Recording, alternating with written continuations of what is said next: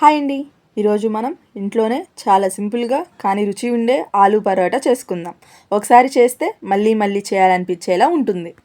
ముందుగా గోధుమ పిండి తీసుకుందాం. కొంచెం ఉప్పు వేసి క్రమంగా నీళ్లు పోస్తూ పిండి సాఫ్ట్గా వచ్చేలాగా కలుపుకుందాం. పిండి సాఫ్ట్గా ఉంటేనే పరోటా సాఫ్ట్గా వస్తాయి.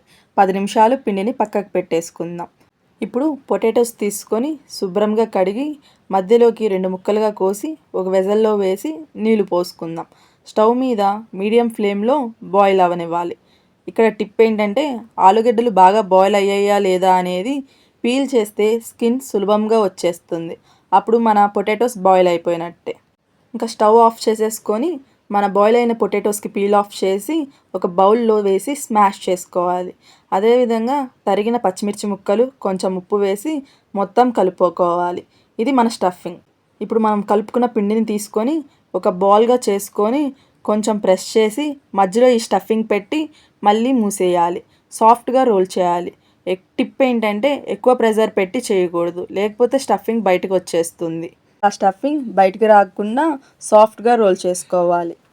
ఆ తర్వాత స్టవ్ ఆన్ చేసి దానిపైన ప్యాన్ పెట్టుకోవాలి. ప్యాన్ హీట్ అయినాక గీ వేసి పరోటా వేసి 2 వైపులా గోల్డెన్ బ్రౌన్ వచ్చే వరకు రోస్ట్ చేసుకోవాలి.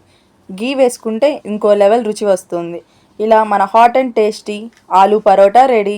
దీనికి మనం సైడ్లో కర్డ్ అండ్ పికిల్ పెడితే పర్ఫెక్ట్ బ్రేక్ఫాస్ట్. వీడియో నచ్చితే లైక్ చేయండి, షేర్ చేయండి, మన ఛానల్ని సబ్స్క్రైబ్ చేసుకోండి.